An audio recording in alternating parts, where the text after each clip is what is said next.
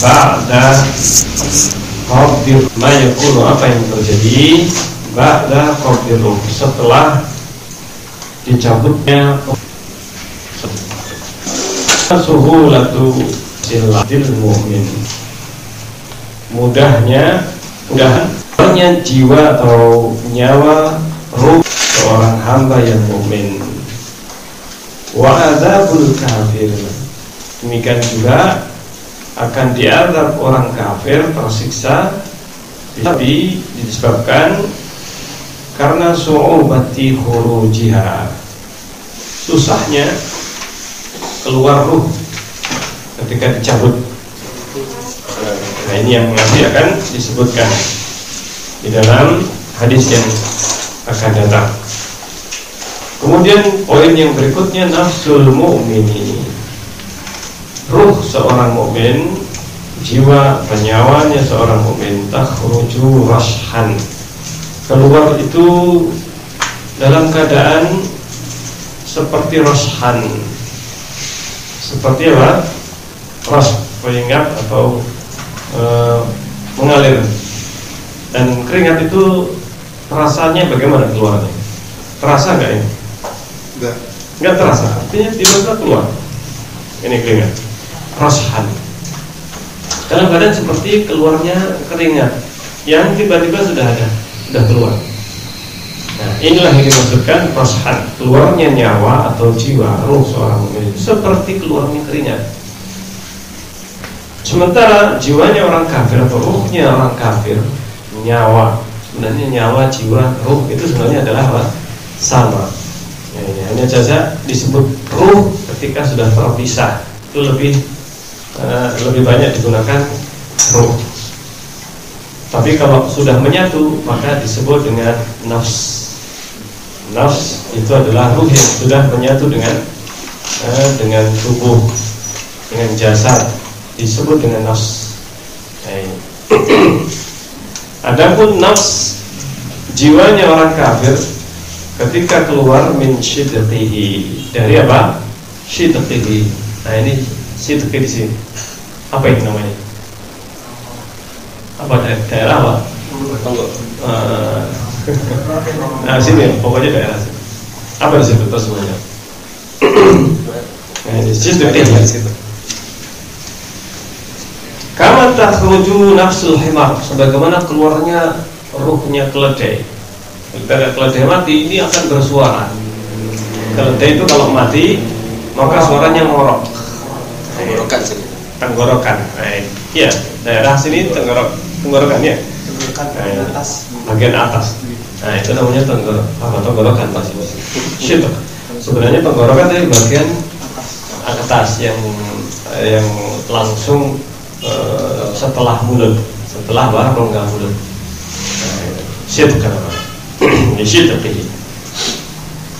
Nah, kemudian disebutkan khuruju nafsil abdul mu'min, keluarnya nyawa atau jiwa seorang hamba, seorang yang mukmin, ka'atyabi nafhati miskin.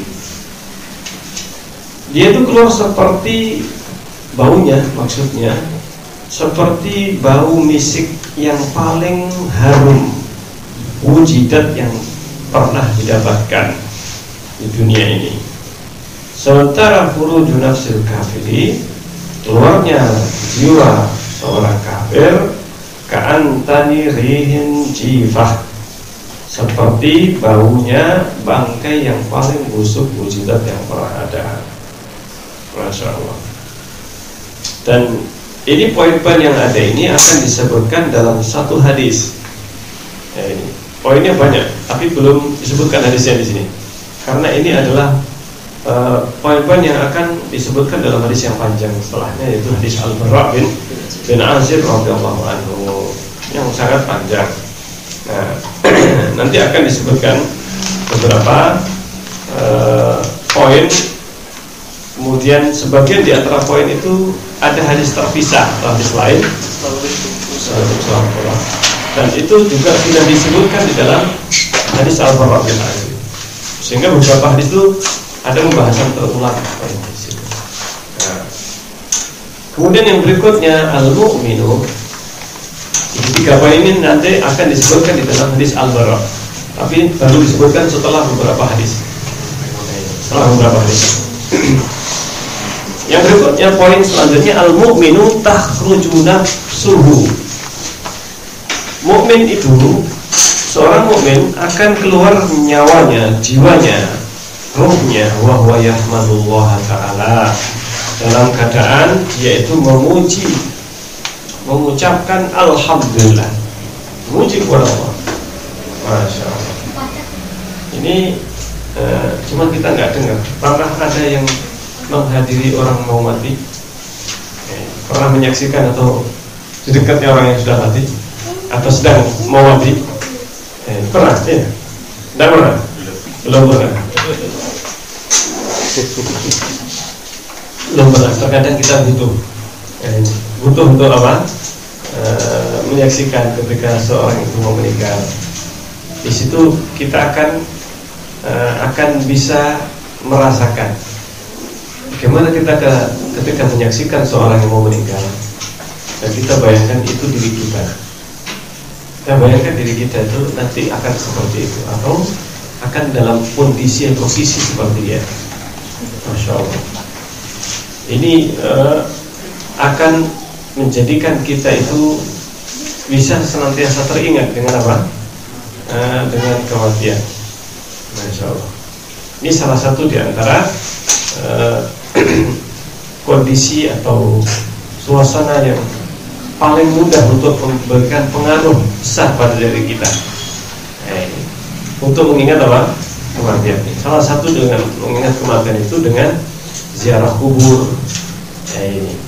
Ketika kita mengantar jenazah, atau ketika kita tidak sedang mengantar jenazah, tapi hati kita itu rasanya kering, sukanya ingatnya dunia terus, pengennya dunia. Nah, kita kemudian bisa menjadikan ziarah kubur itu salah satu pengingat kita. Dan juga yang lainnya adalah ketika kita menghadiri orang yang sakit, istihdar atau ihtidar, sedang sakarat, maka kita datang. Kita menghadiri Tuhan itu sudah sakit keras, biasanya kalau ada tanda-tanda, nah kita datang, memberikan tuntunan kepada tersebut. Apalagi jika keluarga, masih keluarga, maka ini salah satu di antara kesempatan untuk memberikan dakwah, tuntunan agar orang tersebut bisa kembali dan istiqomah di atas agama. Karena syaitan sebagaimana sudah disebutkan itu senantiasa menghadiri dalam kondisi apapun. Syaitan itu senantiasa berusaha menghadiri apapun yang dilakukan oleh manusia, berusaha untuk menggoda dan menjerumuskan manusia memalingkan dari jalan Allah. Apalagi pada saat sedang ihtidar, sedang dalam kondisi sakarat. Maka syaitan berusaha untuk melakukan perjuangan terakhir, usaha terakhir untuk menyesatkan manusia. Nah, disebutkan orang mukmin itu akan keluar rohnya dalam badan memuji kepada Allah, mengucapkan alhamdulillah. Berdasarkan hadis dari Ibnu Abbas radhiyallahu anhu yang diriwayatkan oleh Imam Ahmad, dan hadis ini disahihkan oleh Syekh Al-Albani rahimahullah taala di dalam silsilah beliau. Dari Ibnu Abbas radhiyallahu anhu bahwa Rasulullah sallallahu alaihi wasallam beliau bersabda, innal mu'mina bikulli khairin, sesungguhnya orang mukmin itu dalam setiap kebaikan, ala kulli hal, dalam kondisi apapun. Masya Allah. Artinya seorang mukmin itu dia akan merasakan kebaikan dalam kondisi apapun. Jika dia seorang mukmin, dia akan menjadikan apapun yang terjadi pada dirinya itu adalah baik. Itulah yang terbaik. Inna asahu takhruju min bain jambai, sungguhnya ruhnya itu akan keluar dari sisi tubuhnya. Keluar dari mana? Dari sisi tubuhnya, dari samping. Subhanallah. Dari sisi tubuhnya, baina jambai, atau di hadapan jambai, di antara kedua sisi tubuhnya. Wahwa, dan itu dalam keadaan ketika keluar, wa huwa yahmadullah azza wa jalla, dalam keadaan yahmadullah azza wa jalla, memuji kepada Allah. Tapi yang memuji ini ruhnya, bukan keluar, bukan apa? Bukan orangnya. Sehingga tidak kelihatan. Coba kalau seandainya kelihatan atau terdengar alhamdulillah, misalkan ya, orang meninggal itu kemudian mengucapkan apa? Alhamdulillah. Setelah keluar, ya, terdengar, misalkan, masya Allah. Nah ini, sehingga tidak ada yang mengetahui. Hanya berita ini saja. Jadi berita Rasulullah SAW bahwa ruhnya orang mukmin itu yang mengucapkan alhamdulillah pada saat keluar.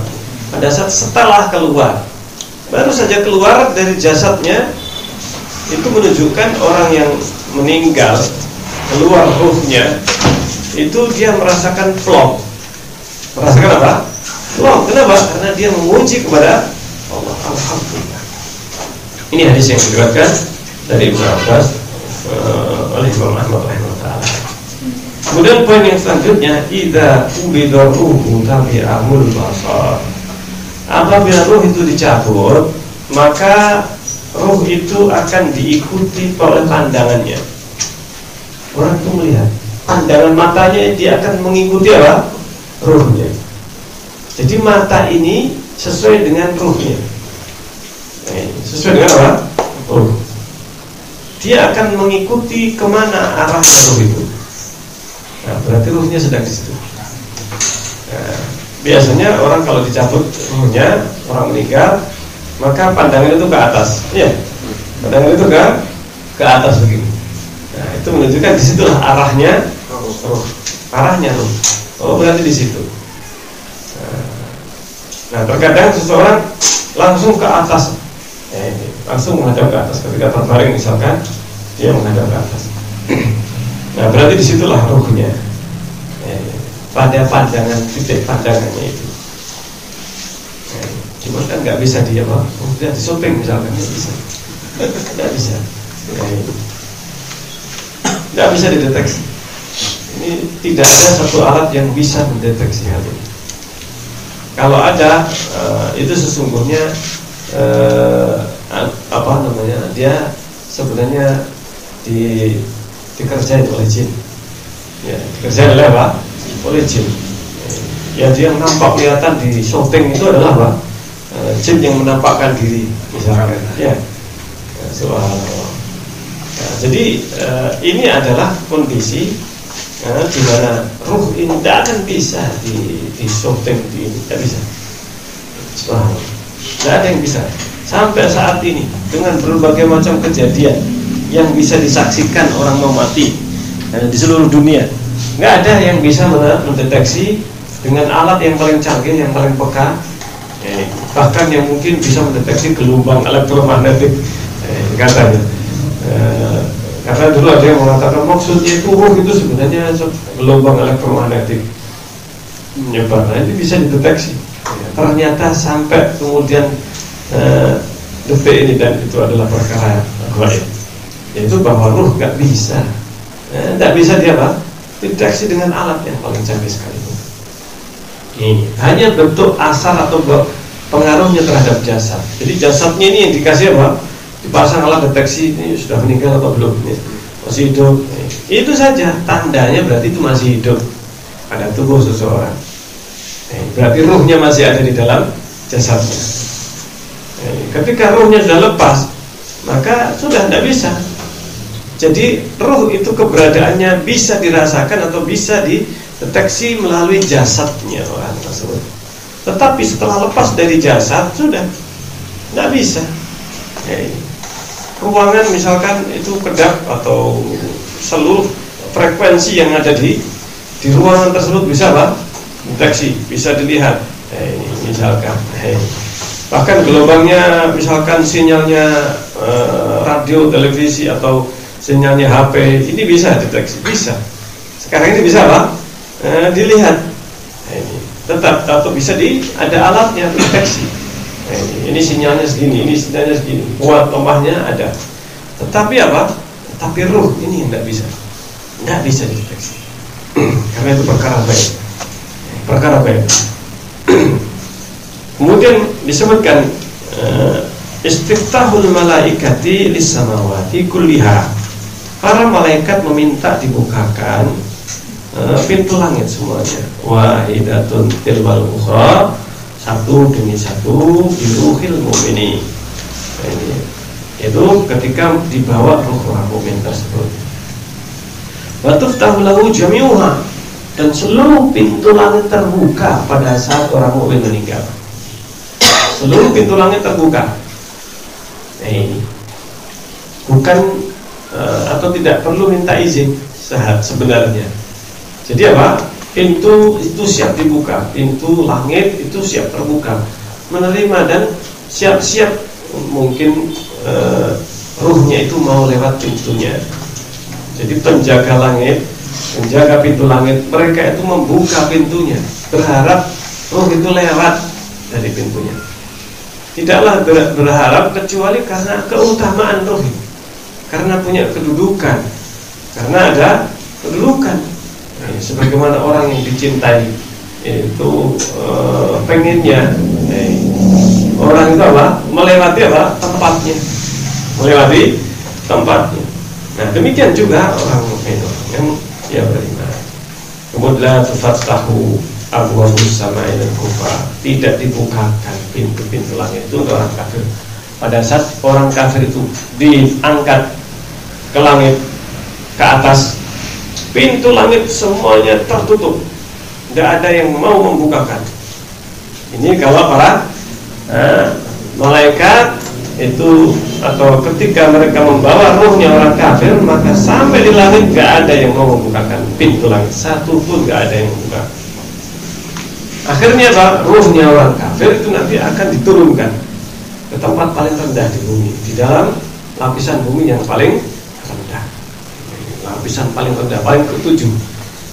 Kita ini lapisan pertama saja itu masih belum tahu dalamnya seberapa. Palung yang paling dalam itu masih bumi bagian pertama, lapisan apa? Pertama, belum lapisan di bawahnya. Seberapa dalamnya wallahu a'lam. Yang jelas ruhnya orang kafir itu di bawah, menembus ke bawah. Orang kafir yang tahu dalamnya, tapi ketahuinya setelah kalau sudah mati. Dalamnya itu nanti seberapa? Nah itu nanti akan dia ketahui, oh ternyata dalam segini. Wah, saking dalam, langit 7 lapis. Setiap orang mukmin akan bisa naik 7 langit.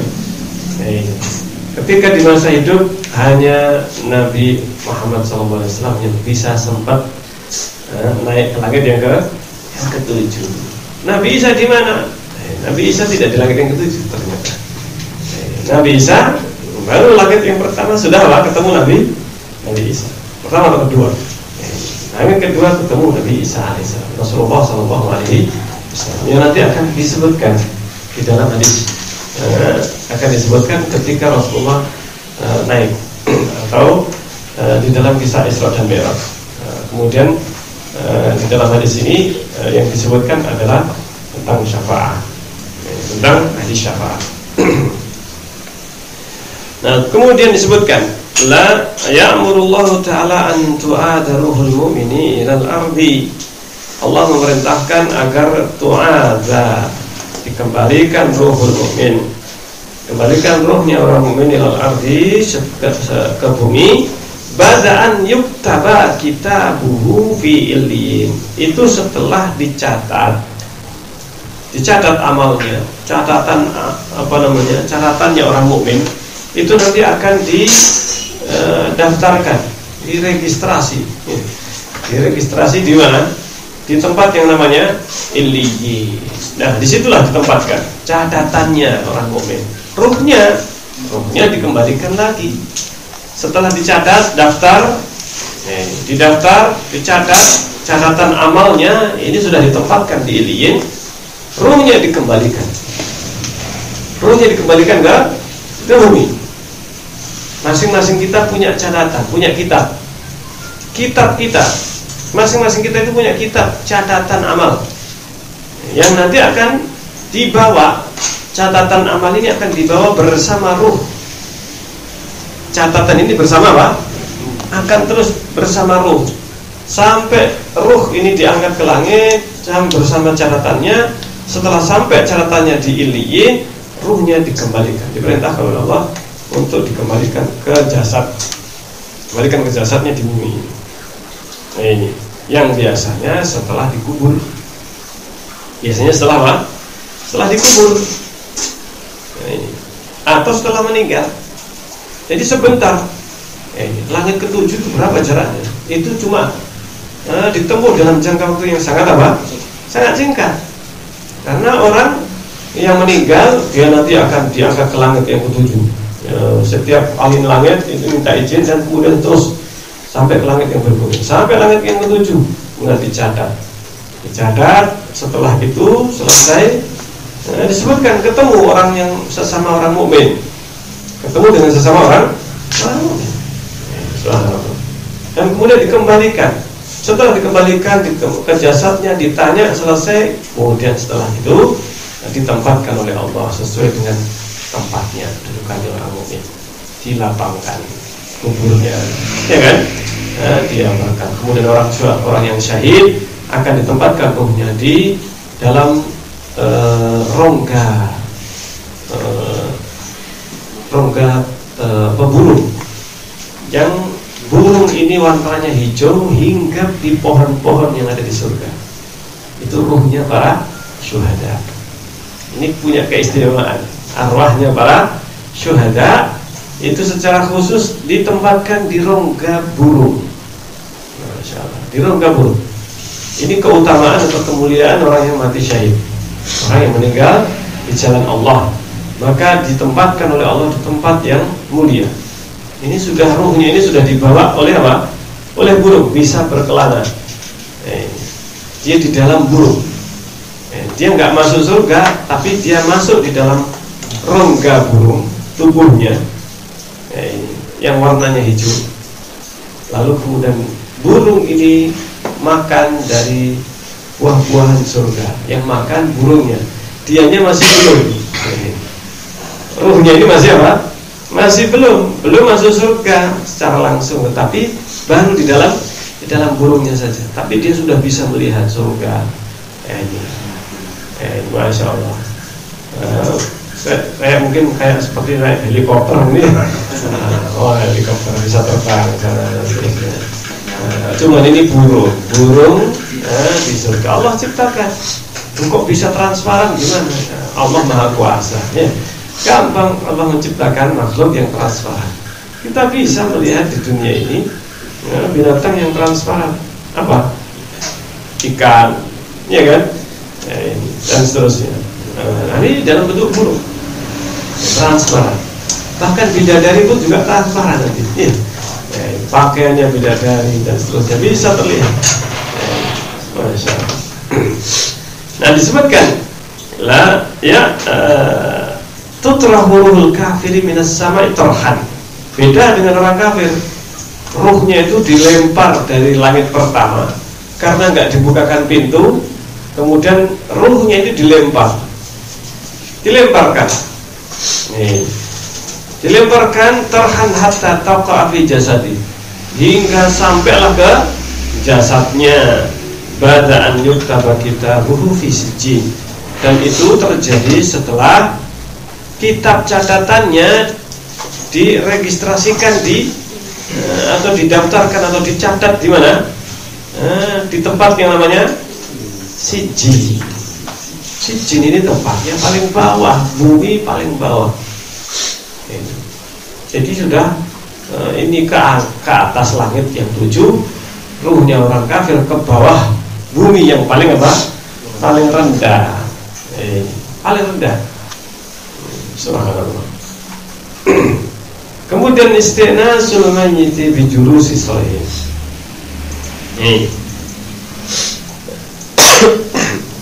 Jadi tempatnya orang kafir, catatannya itu disebut dengan apa? Sijjin. Sijjin itu berasal dari kata sijnun yang artinya penjara. penjara semakin ke bawah, penjara bawah tanah beda dengan penjara di atas tanah. Penjara di atas tanah masih normal ruangannya, tetapi kalau penjara di bawah tanah, penjara di bawah tanah ini sudah lebih sempit, lebih sempit daripada yang di atas. Apalagi kalau tambah ke bawah, tambah gelap. Tidak ada apa? Tidak ada sinar. Ini di bawahnya bumi yang paling dalam, lapis yang ketujuh. Bumi lapis yang ketujuh paling dalam. Ini ditempatkan di paling bawah. Semakin bawah semakin sempit. Semakin bawah semakin sempit. Kalau semakin ke atas semakin apa? Semakin luas dan semakin lapang. Masya Allah. Nah, ini yang nanti akan disebutkan di dalam pembahasan tentang neraka, tentang surga. Nanti akan disebutkan ini. Kemudian isti'nasul mayyiti bi julusi sholihin.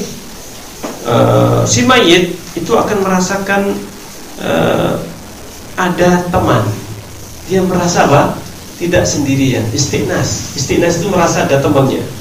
Itu maksudnya isti'nas. Saya kok merasa isti'nas dengan orang ini, tidak merasa sendirian. Itu namanya isti'nas. Isti'nas itu tidak merasa sendirian. Ada rasa kenyamanan yang didapatkan bagi orang mukmin. Yaitu apa? Dia itu merasa ada teman kalau dia itu sedang berada di dalam kubur dengan kehadiran orang-orang soleh pada saat mengantar jenazah. Kalau ada orang yang mengantar jenazah, yaitu orang soleh, ini orang mukmin, dia akan merasakan.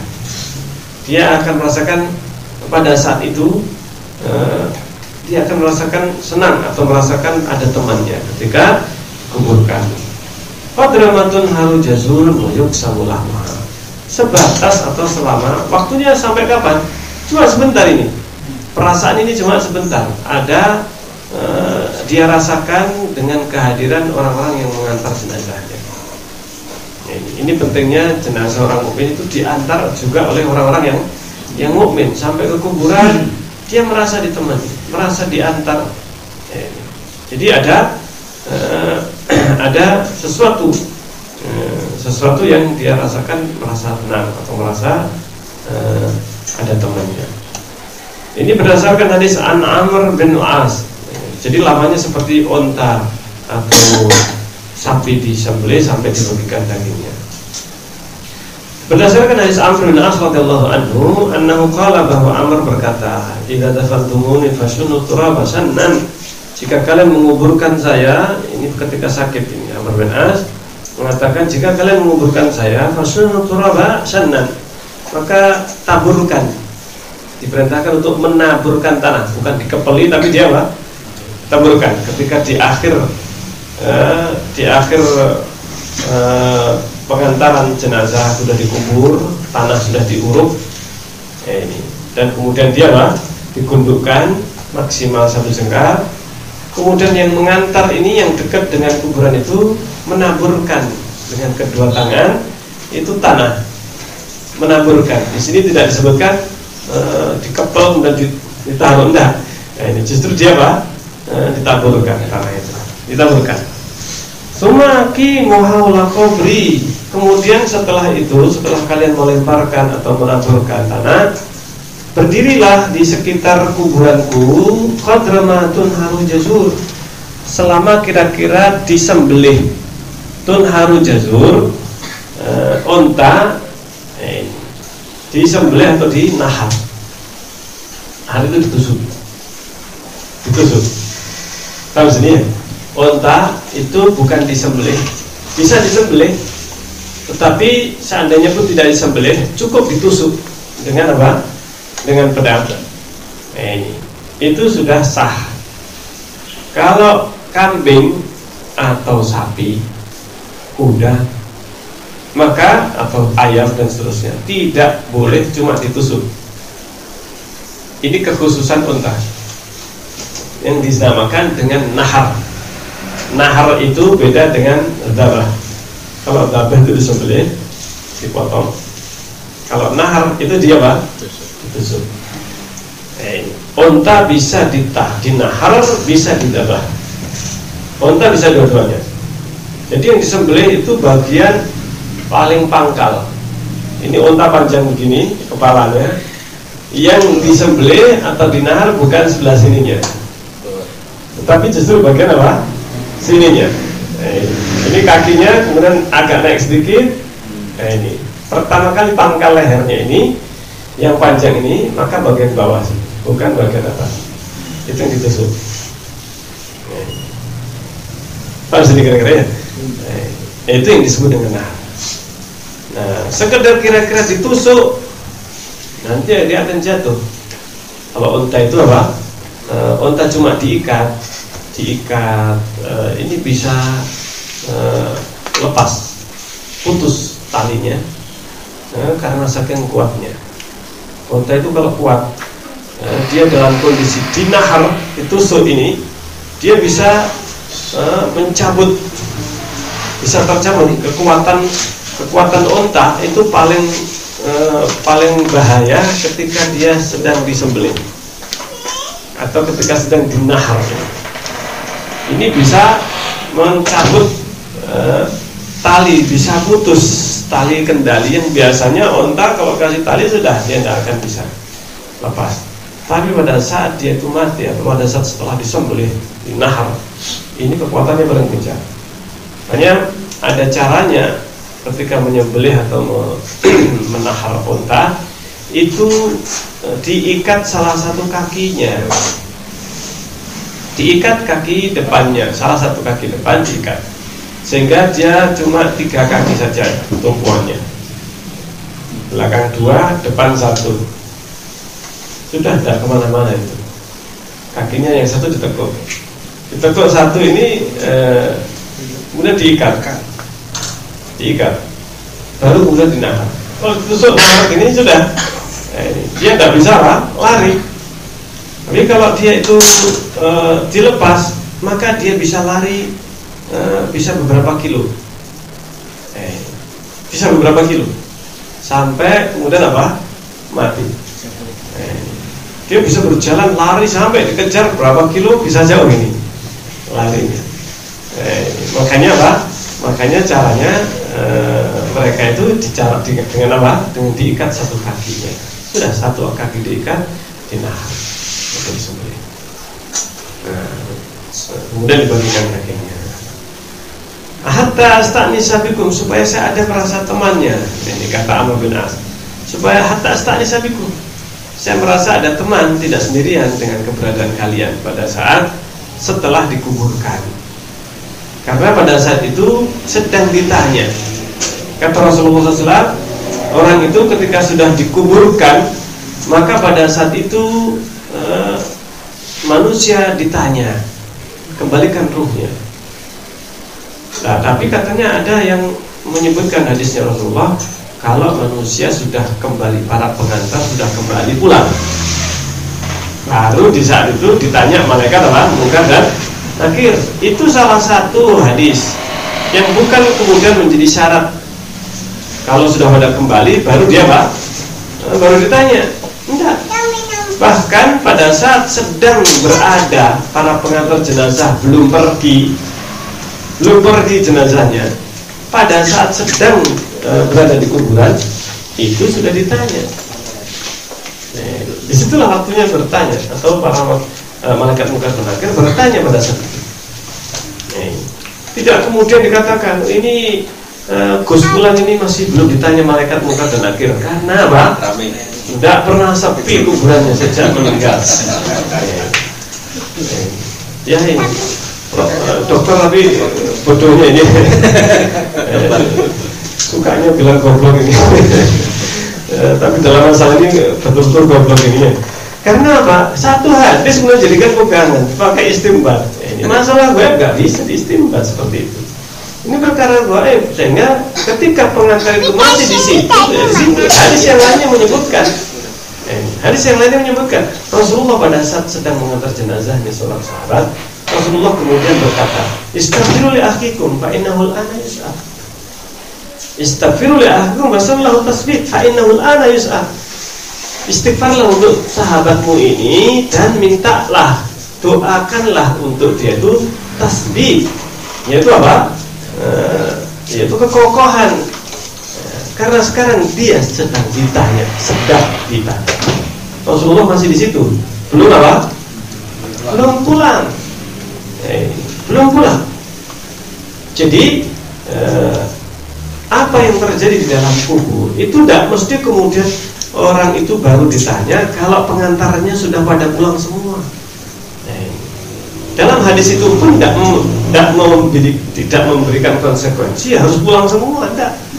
Tetapi dia ketika itu mendengar suara apa? Sendal, pengantarnya sedang pulang. Bukan kemudian semua pengantar sudah pulang baru kemudian ditanya. Tidak ada lafaz yang seperti itu. Tidak ada. Makanya seringnya gagal pahamnya seperti ini ya. Banyak sekali kasus-kasus gagal paham. Sang dokter ini. Subhanallah. Jadi demikianlah.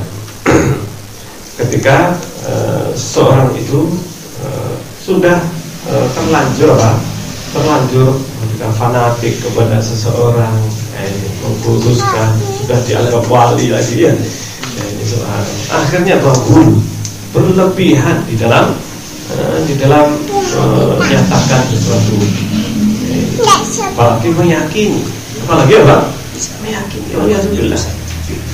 Yang seperti ini juga diikuti. Ataupun kalau enggak ya dianggap suatu hal yang biasa saja, hanya dianggap perkara biasa, tidak ada masalah, hanya sekedar guyonan saja. Ini perkara tidak boleh kita guyon. Perkara yang seperti ini bukan untuk guyonan. Ini bahayanya. Perkara gaib, apalagi mempermainkan malaikat. Malaikat mungkar dan nakir nggak berani tanya ini ya. Tunjukkan kartu saja sudah beres. Tunjukkan kartu yang sudah beres. Kartu tanda anggota. Kartu sakti. Kalah, KTP kalah ini.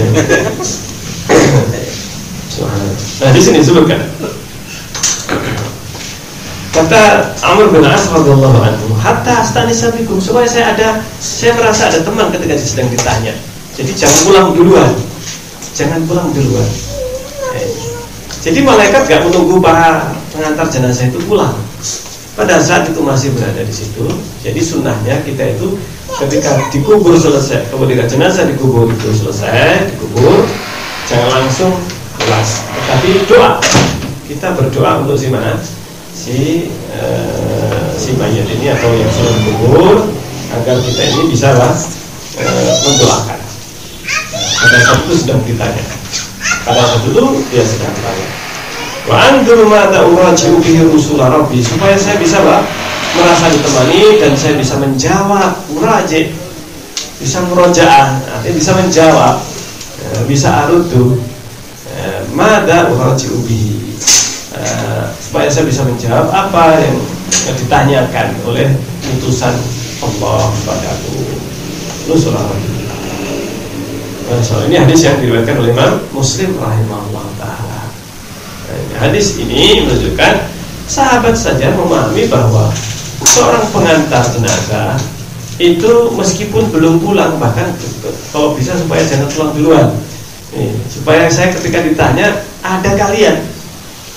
Ini pesannya Amr bin As, ketika saya sedang ditanya kalian masih ada di kuburan, sekitar kuburanku, sehingga saya merasa tidak sendirian ketika ditanya itu. Masya Allah. Nah, ini ada perasaan yang seperti ini, astanis. Nah, hanya pada saat itulah perasaan atau seseorang yang meninggal, dia itu bisa mendengar. Dan tidaklah mendengarnya seorang mayit atau ketika dia itu baru meninggal, tidak kemudian setelah itu pendengarannya terus tambah jauh dan tambah sakti misalnya, bukannya sampai akhirnya didatangi oleh para peziarah, dimintai doa dan sebagainya, dicurhati kuburannya. Nah ini yang sudah melampaui batas. Bahkan ini adalah bentuk-bentuk kesyirikan. Betul-betul kesyirikan ini terjadi paling banyak masalah kubur. Yang menjerumuskan manusia ke dalam kesyirikan kebanyakan masalah apa? Masalah kuburan, ziarah kubur. Kuburannya orang soleh ini sejak zamannya Nabi Nuh alaihissalam sampai hari ini. Itu yang paling banyak menjerumuskan seorang dalam kesyirikan, masalah kaitannya dengan ziarah kubur, kemudian tawassul, istighosah dan sebagainya ini tadi. Inilah yang banyak menyesatkan manusia ke dalam kesyirikan. Berikutnya Dhaghtatul Qabri, himpitan kubur wala najata li ahadin minha. Himpitan kubur dan tidak ada yang selamat, tidak ada keselamatan bagi seorang pun darinya, hatta sibyan, sampai as-sibyan, anak kecil, bayi saja yang baru lahir kemudian meninggal, atau masih balita, masih bayi, itu ketika meninggal juga merasakan himpitan kubur. Himpitan kubur ini siapa saja merasakan tanpa kecuali. Nah, disebutkan dalam hadis Ani bin Umar radhiyallahu anhu, dari Ibnu Umar radhiyallahu anhu, Ani Nabi sallallahu alaihi wasallam, dari Nabi sallallahu alaihi wasallam, qala beliau bersabda, inna lil qabri daghtatan, sesungguhnya kuburan itu ada himpitannya. Kuburan itu ada himpitannya. Falam naja'ahu salim, apabila ada yang selamat dari himpitan kubur, ahadun minha, lanaja Sa'ad bin Ubadah, tentu yang selamat adalah Sa'ad bin Ubadah. Waktu itu sedang dimakamkan. Sa'ad bin Ubadah sedang apa? Kuburkan. Setelah dikuburkan, kemudian Rasulullah SAW bersabda, seandainya ada seorang yang selamat dari himpitan kubur, ini adalah Sa'ad bin Ubadah, Sa'ad bin Mu'adz radhiyallahu anhu. Itu menunjukkan keutamaan Sa'ad bin Mu'adz. Sa'ad bin apa? Bin Mu'adz.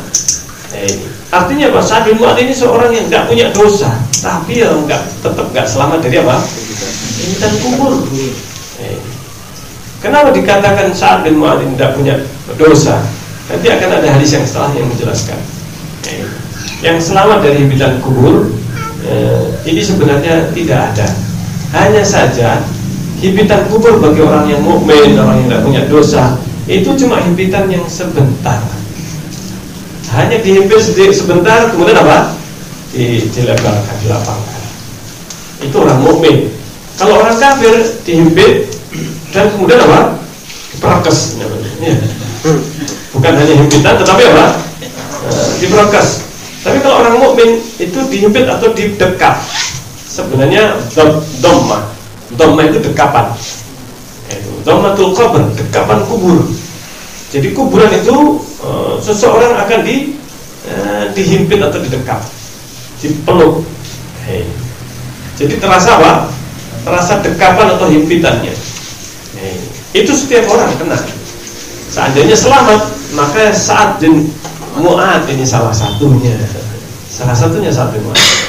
Kenapa dikatakan salah satunya, bukan satu-satunya? Hadis yang selanjutnya, apa yang disebutkan dalam hadis yang selanjutnya, yaitu dari Abu Ayyub, an Abi Ayyub bin radhiyallahu anhu, dari Abu Ayyub radhiyallahu anhu, anna sabiyyan dufina, bahwa ada seorang yang seorang bayi, ini namanya sobiyah ini ya, perempuan sobiyah, kalau laki-laki apa? Sobi, anak kecil, masih balita, itu disebut dengan apa? Dengan sobi. Ketika itu meninggal salah seorang anak sobi. Pada saat itu dari kubur, maka Rasulullah bersabda, lau aflata ahadun min dhammatil qabri, seandainya ada seorang yang luput dari dekapan kubur, dhammah itu apa? Didekap erat, itu namanya dhammah. Dipeluknya. Maka la aflata hadha sabi, maka tentu akan aflata, tentu akan luput anak kecil ini. Anak kecil ini akan luput, Masya Allah. Tapi ya tetap gak ada yang luput. Karena gak ada yang luput berarti apa? Semua manusia bakal kena. Hanya saja bagi orang mukmin himpitan itu adalah berupa dekapan. Tapi kalau orang kafir maka berupa apa? Perkesan. Bahasanya perkesan itu apa? Remas. Diremas, diremuk. Nah ini pokoknya apa? Sampai remuk. Betul-betul dihimpit, dotoh, ditindis. Itu adalah apa? Bagi orang kafir itu sampai tulang-tulangnya apa? Ini. Kemudian disebutkan Radul ukuli alal mauta fil qabri, akan dikembalikan akal orang mati itu di dalam kubur, dikembalikan akalnya. Jadi betul-betul manusia ketika berada di dalam kubur ditanya oleh malaikat munkar dan nakir itu dalam keadaan sadar, betul-betul apa? Sadar sepenuhnya seperti di dunia, bahkan lebih sadar. Karena orang yang mabuk, orang yang gila itu kan nggak sadar. Orang gila itu terakhir gila itu ketika meninggal. Setelah meninggal orang itu sembuh dari gilanya, sudah nggak gila lagi. Nggak ada orang kemudian dari kebangkitan nanti orang gila dibangkitkan dalam keadaan gila. Enggak, dalam keadaan apa? Waras. Nggak ada orang gila lagi ketika masuk alam kubur. Nah, bagaimana keadaannya orang yang gila? Keadaan orang gila dan seterusnya itu nanti akan ada pembahasan tersendiri. Tapi intinya dia itu dalam keadaan sadar. Apalagi ketika dibangkitkan pada hari kiamat, betul-betul sadar sepenuhnya. Ini bukan gila lagi. Bahkan orang yang idiot, orang idiot itu kan nggak bisa apa-apa ya. Tapi nanti pada hari kiamat dia nanti akan dilahirkan atau dikembalikan ke jasadnya, ruhnya itu dalam keadaan dia sebagaimana manusia normal, 100% normal. Tidak ada lagi orang yang idiot. Orang idiot normal. Hidupnya menjadi apa? Ketika rohnya dikembalikan ke jasad pada saat hari kiamat dibangkitkan, itu dalam keadaan normal kembali. Dasarnya apa? Nanti akan dibacakan hadisnya. Normal itu nanti. Ya, semuanya kan apa? Jadi normal. Orang yang pikun, orang yang sudah tua renta, atau anak kecil, anak bayi, atau anak yang masih meninggal itu masih belum balik, itu lahir dalam keadaan dewasa. Lahir apa namanya, dibangkitkan di hari kiamat dalam keadaan apa? Dewasa. Umur-umurnya sama. Dalam keadaan dewasa. Dan sebagian disebutkan nanti akan ada pembahasan bagaimana ketika di alam kubur. Ketika dibangkitkan pada hari kiamat, nanti semuanya akan diuji oleh Allah Subhanahu wa ta'ala. Kemudian dikembalikan akul, akal alal mauta kepada orang yang mati di dalam kubur berdasarkan hadis an Abdullah bin Umar radhiyallahu anhu anna Rasulullah sallallahu alaihi wasallam dzakara futanal qabri. Rasulullah menyebutkan tentang orang-orang yang diadab atau diuji di dalam kuburnya. Faqala Umar bertanya, "Aturaddu alaina uquluna ya Rasulullah?" Apakah akal-akal kita nanti akan dikembalikan? Kembali maksudnya kembali sadar. Apakah akal kita akan kembali sadar pada saat itu ya Rasulullah? Pada saat ditanya dalam kubur. Faqala Rasulullah, "Na'am. Kahayyatikal yaum." Iya, ya seperti kamu hari ini sekarang sadarmu sekarang, ya nanti kamu ketika di dalam kubur kamu juga sadar seperti ini sekarang. Kahayyatikal yaum. Kamu juga akan sadar sebagaimana kau hari ini sekarang ini sadar. Maka Umar berkata menimpali apa yang disabdakan Rasulullah, "Fihil hajar." Tapi di mulutnya sudah ada batu. Maksudnya mulutnya sudah tidak bisa lagi apa? Berbicara. Karena yang tanya ini yang bisa menjawab ruhnya. Paham sini ya? Jasadnya ya sudah terbujur kaku di dalam tanah. Bagaimana menjawabnya? Ya, yang menjawab adalah ruhnya ini tadi. Karena pertanyaan ini berkaitan dengan apa? Ruh yang paling berperan. Makanya kondisi jasad dan tubuh seseorang yang sudah mati ini hubungannya dengan ruh ini tidak sekuat ketika di alam dunia. Ketika sekuat di alam apa? Dunia. Maka alam ruh itu atau alam kubur itu seperti halnya alam mimpi. Kondisinya seperti halnya apa? Orang yang dalam keadaan tidur itu ruhnya digenggam oleh Allah. Hubungan dengan jasad ini masih apa? Masih ada, tetapi tidaklah sekuat ketika dia itu sadar dan bangun. Hubungan rohnya ini masih apa? Masih renggang. Demikian juga ketika mati di alam kubur. Sehingga alam kubur itu ada kemiripan dengan alam tidur. Alam kubur ada kemiripan dengan alam tidur. Karena an-naum wa khulud, tidur itu saudaranya mati, sama-sama digenggam ruhnya oleh Allah. Tapi orang yang mati tetap digenggam, tahan. Orang yang tidur dikembalikan, bangun. Jadi ketika kita bangun, itu ruh kita dia apa? Kembalikan. 100. Karena itu orang yang hidup itu ngantuk. Ngantuk itu berarti dia ruhnya ini sudah apa? Sudah hampir digenggam ini. Hampir digenggam oleh Allah. Sehingga tidak sadar apa? Betul-betul 100%. Tidak sadar 100%. Nah, seperti itu keadaannya. Disebutkan di sini akalnya orang ketika mati di dalam kubur itu sama dengan ketika hidup. Lalu Umar mengatakan bifihil hajar, di mulutnya ada batu, artinya nggak bisa bicara. Rasulullah juga tidak menegur Umar, enggak begitu. Enggak. Berarti ini adalah apa? Sesuatu yang disetujui oleh Rasulullah SAW. Maksudnya mulutnya, jasadnya tidak bisa berbicara, tidak bisa berbicara. Karena yang menjawab pada saat itu bukan mulutnya lagi, tapi ruhnya.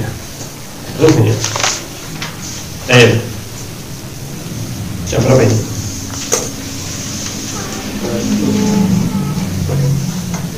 Jam 2:10 menit. Oh, ada, ya. 2:10 menit. Asal jam berapa? Atau sampai di sini? Masih panjang. Ya. Kayaknya sampai di sini dulu nih. Ada yang ditanyakan? Ya, silakan. Tentang masalah langit dunia. Langit dunia. Di tafsir kalau jika rohnya dibawa ke langit dan pesawat sudah mantap, sudah terus dijatuhkan pada langit yang pertama sampai dalam itu maksudnya di mana? Langit yang pertama, langit dunia itu ya langit yang kita lihat itu langit dunia. Nah, itu langit dunia adalah langit yang kita lihat. Dunia itu artinya paling rendah. Dunia itu bahasa Arab. Ya, dunia itu adalah apa? Bahasa Arab yang artinya paling rendah. Langit dunia, langit paling rendah. Sehingga dunia ini maknanya yang paling rendah. Kita ini hidup di alam yang paling apa? Rendah. Alam yang paling rendah. Ini alam ini. Nah, kemudian dunia ini ada beberapa lapis. Jadi dunia ini terdiri dari apa? Langit yang 7, alam semesta ini. Kemudian bumi ke bawah juga apa? Juga 7 lapis ke bawah. Lapisan pertama ini kita yang ada di atas, lapisan bumi pertama. Kita berada di atasnya. Nah, yang kita lihat di atas langit yang pertama itu adalah langit dunia. Di atas langit dunia ini ada 6 langit lagi. 6 lapis apa? Langit. Jarak antara langit pertama dengan langit kedua sama dengan jarak antara langit dan bumi kita ini. Berapa jaraknya? Berapa jaraknya? Gak ada yang tahu. Padahal kita lihat ya, ilmuwan tidak bisa memperkirakan saja tidak bisa. Bahkan sampai mereka menyatakan langit dunia itu batas pandangan manusia. Artinya ini masih terus ke atas. Berarti saking jauhnya. Saking apa? Saking jauhnya. Entah berapa dan bagaimana jaraknya itu Allahu a'lam. Allahu a'lam. Bagaimana langit yang pertama? Dan kita nggak bisa melihat langit yang berikutnya. Baik.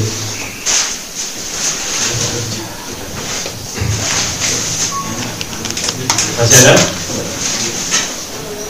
Tidak ada.